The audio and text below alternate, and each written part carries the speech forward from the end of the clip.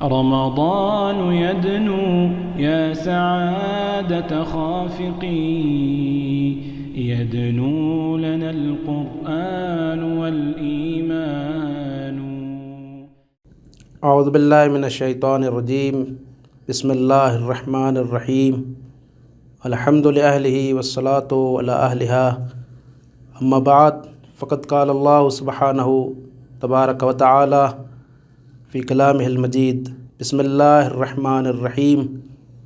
وَلَقَدْ ضَرَبْنَا لِلنَّاسِ فِي هَذَا الْقُرْآنِ مِنْ كُلِّ مَثَلٍ لَعَلَّهُمْ يَتَذَكَّرُونَ.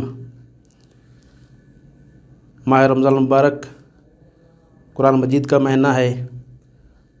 خداوند متعال سے دعا ہے کہ ہمیں معارف قرآنی سے مستفید ہونے کی توفیق نصیب فرمائے. ہمارا سلسلہ گفتگو جو شروع کرنا چاہتے ہیں وہ ہے قرآنی مثالیں.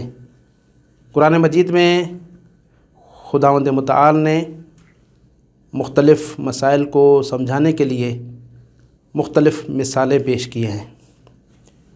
کیونکہ قرآن مجید ہدایت کا کتاب ہے.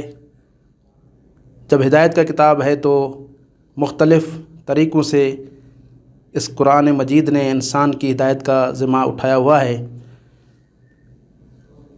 اور ان طریقوں میں سے، ان راہوں میں سے کہ جو ہدایت کے لیے قرآن مجید نے اپنائی ہے، قرآن مجید میں مختلف مثالوں کا ذکر ہونا. یعنی بہت سارے ایسے مسائل ہیں کہ جن کو خداوند متعال نے مثال کے کالم میں پیش کیا ہے. تو یہاں پر یہ سوال پیدا ہوتا ہے کہ آخر کار ان معارف قرآنی کو مثال کے کالم میں کیوں پیش کیا گیا ہے؟ آخر کار کیا راز ہے کہ مختلف معارف کو مثالی کالم میں پیش کیا گیا ہے؟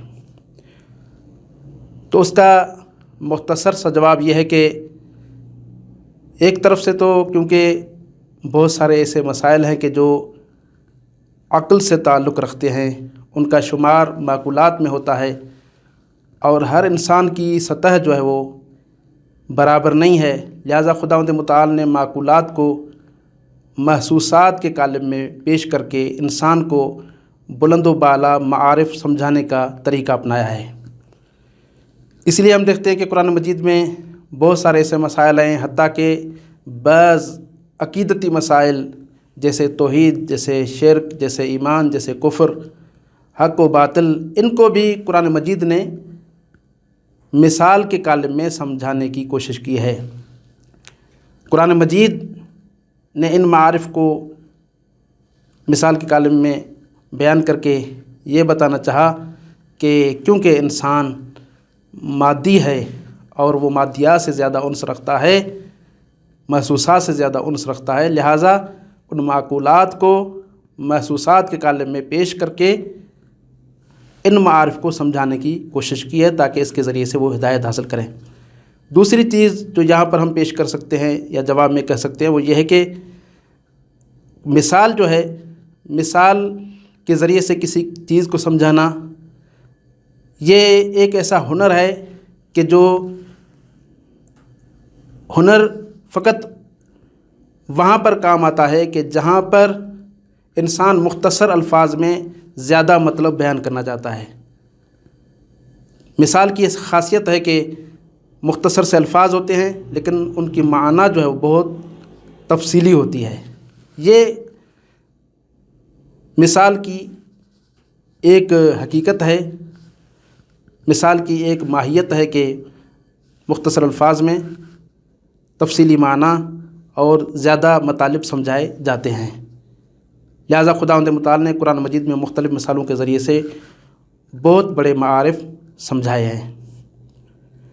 ایک تیسرا نقطہ جو یہاں پر ہم بیان کر سکتے ہیں وہ یہ ہے کہ ہمیشہ اگر کسی انسان کو بطور مستقیم نصیحت کی جائے تو ہو سکتا ہے وہ ناراض ہو، یا ہو سکتا ہے کہ اس کی سمجھ میں نہ آئے. لیکن اسی چیز کو اگر مثال کے کالم میں پیش کر کے اس کے سامنے بیان کیا جائے تو نہ فقط وہ ناراض ہوگا بلکہ کافی بعض اوقات ایسا بھی ہوتا ہے کہ وہ شخص اس بات کو جلدی سمجھ جاتا ہے اور اس بات کی حقیقت تک جلدی پہنچ جاتا ہے۔ تو یہ قرآن مجید میں جو مثالیں ذکر کی گئی ہیں ان کا راز یہ ہے۔ دیکھیں قرآن مجید میں جو مثالیں ذکر ہوئی ہیں ان میں سے میں ایک مثال کو یہاں پر ذکر کرتا ہوں کہ قرآن مجید نے خود کے لیے قول ثقیل کا لفظ استعمال کیا۔ خداوند متعال فرماتا ہے اپنے پیغمبر کو انا سنلقی علیک قولا ثقیلا، اے پیغمبر ہم آپ کی طرف قول ثقیل کو القاء کریں گے، قول ثقیل کو بھیجیں گے۔ ایک دوسری آیت میں ارشاد ہوتا ہے سورہ نمل کی آیت وَإِنَّكَ لَتُلْقَى الْقُرْآنَ مِن لَّدُنْ حَكِيمٍ عَلِيمٍ، آپ کو قرآن، آپ کی طرف قرآن کو القاء کیا جائے گا کہ جو ایک حکیم ذات اور ایک علیم ذات کی طرف سے ہوگا۔ تو قول ثقیل کیا ہے یا یہ علم لدنی کیا ہے، یہ ہر ایک تو نہیں سمجھ سکتا، یہ فقط وہی لوگ سمجھ سکتے ہیں کہ جو معرفت کے اعلیٰ درجے پہ فائز ہوں، جن کی معرفت بہت ہی بلند ہو۔